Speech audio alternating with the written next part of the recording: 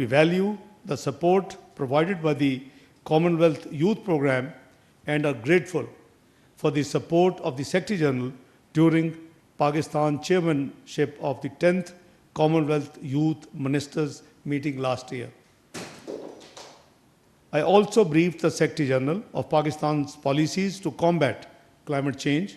As one of the most climate vulnerable countries, Pakistan will work with the Commonwealth in building partnerships in developing resilience against climate-induced disasters. Pakistan remains committed to support initiatives aimed at strengthening and modernizing the Commonwealth to meet 21st century challenges. We will continue to play an active role in building bridges between the Commonwealth Secretariat and Member States by advancing Commonwealth reforms through our leadership of the informal working group of the Board of Governors.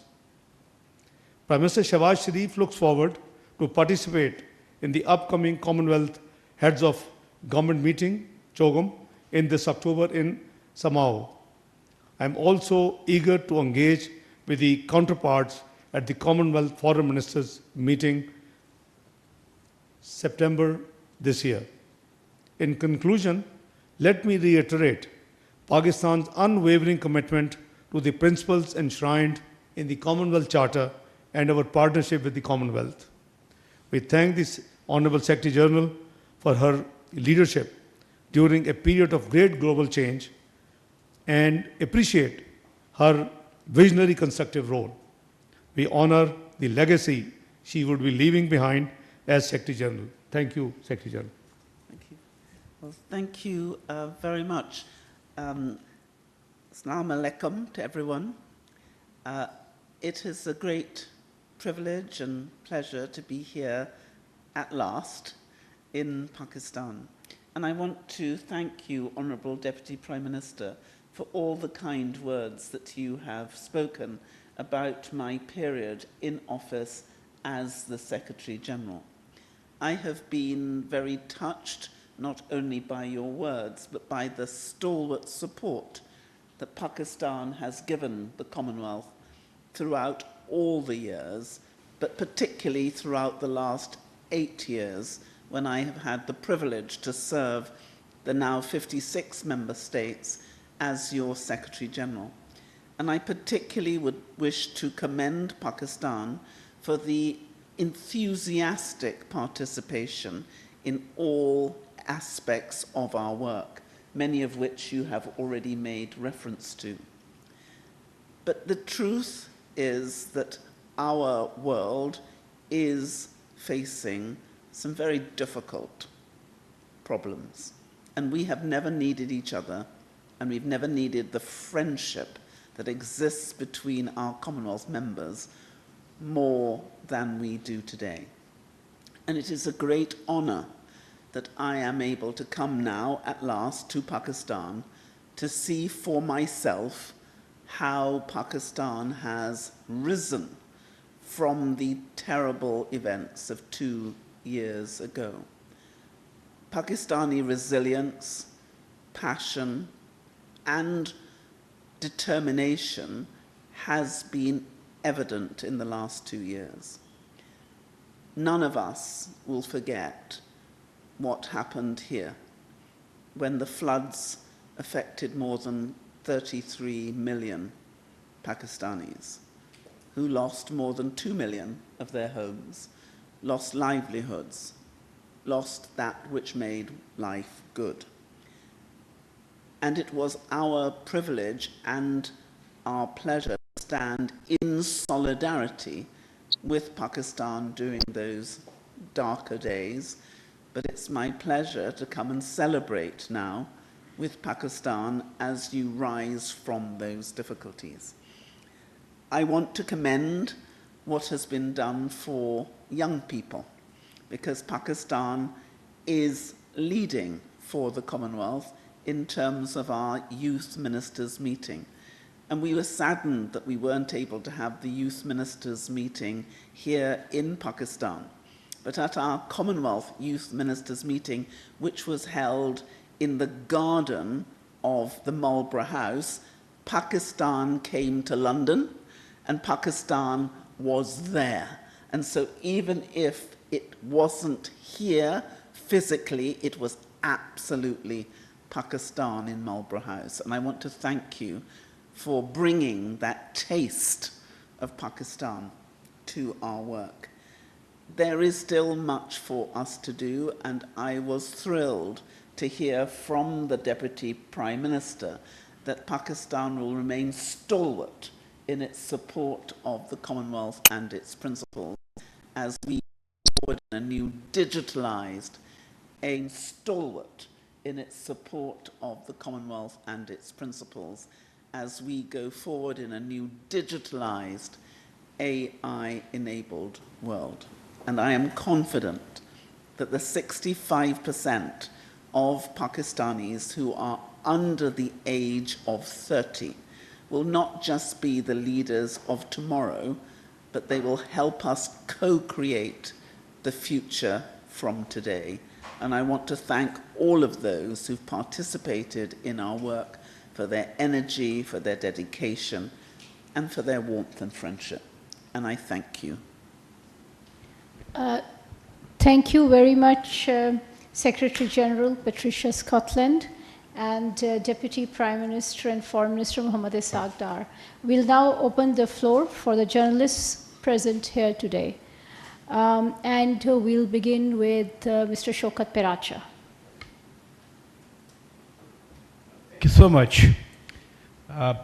Pakistan is... Sorry, and you will address the question to Foreign Minister Ishaq Dar, please. Excellency, Pakistan is the oldest member of the Commonwealth, as Madam has also spoken out. Do you think the Commonwealth is relevant to Pakistan's international priorities today? Do you really think the agenda of the Commonwealth aligns with Pakistan's vision for economic development and regional connectivity, as you have talked about yourself? Thank you, sir. Thank you, Raja Saab. Pakistan obviously cherishes this long-standing association with Commonwealth. The Commonwealth stands for values which are increasingly under strain around the world, but Pakistan continues to uphold these values, such as promotion of peace and development through dialogue and representing and respecting the independence of these sovereign states. We always believe in this thing. We have respect for every sovereign state. As one of the founding members, Pakistan sees the Commonwealth as an important forum to forge consensus on some of the most pressing issues facing the world today, from tackling climate change to empowering the youth, which represent a major demographic factor in Pakistan as well as many other Commonwealth countries. Owing to the geostrategic location and connectivity infrastructure, Pakistan envisions itself as a regional hub for trade. In that respect, Pakistan's vision is perfectly in line with the Commonwealth connectivity agenda.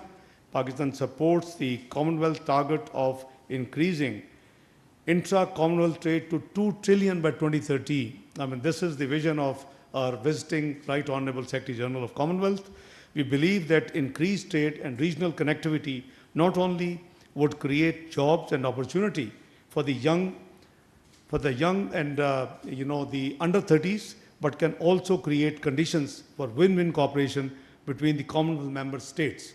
You are already aware the efforts of this government to work with different countries in the Central Asian states for the connectivity projects. For example, with Uzbekistan, we are talking and working for the Uzbekistan-Pakistan railway connectivity. We are talking with Tajikistan, we are talking with Turkmenistan, you have TAPI, you have TAP. So many projects in the pipeline which Pakistan has been working on and will continue to work for the connectivity, the regional connectivity, the global connectivity, the north-south connectivity. So we are there for regional connectivity. And Madam's vision of 2 trillion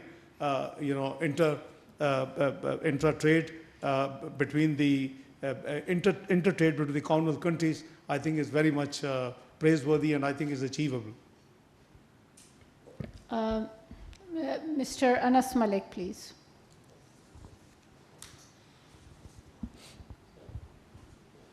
Thank you so much, spokesperson. My questions to the visiting dignitary. Continuity to what Mr. Paracha just said. Pakistan has been waiting for Commonwealth reforms, but in the increasing multipolarized environment, what reforms and measures is the Commonwealth itself taking in order to stay relevant in the 21st century? Well, I'm really proud to say that the Commonwealth now encompasses 56 countries. That's the largest number that we have ever had. And the countries who are joining us from other jurisdictions. So the last 5 countries had never been part of the British Commonwealth. So if you look at Rwanda, Mozambique, Togo, Gabon, all of these countries come because of what they believe that the Commonwealth adds value to. It's not just in relation to our good governance, but we now have 2.7 billion people represented as part of our Commonwealth family.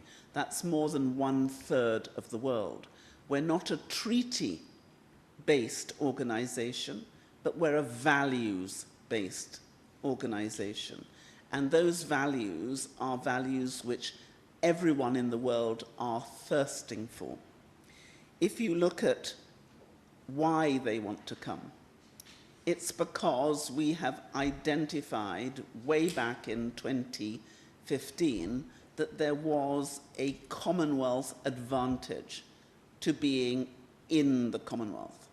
Because at that stage in 2016, it was discovered that it was 19% cheaper, faster, easier to do business with Commonwealth countries than other non-Commonwealth countries.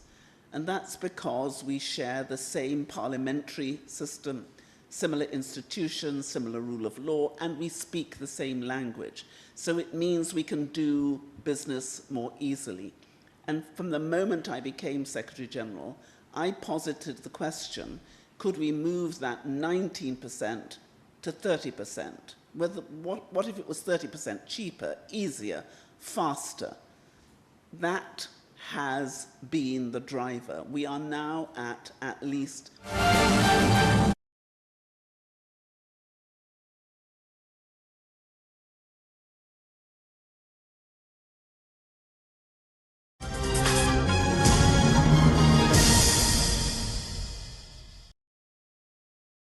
किया गया है।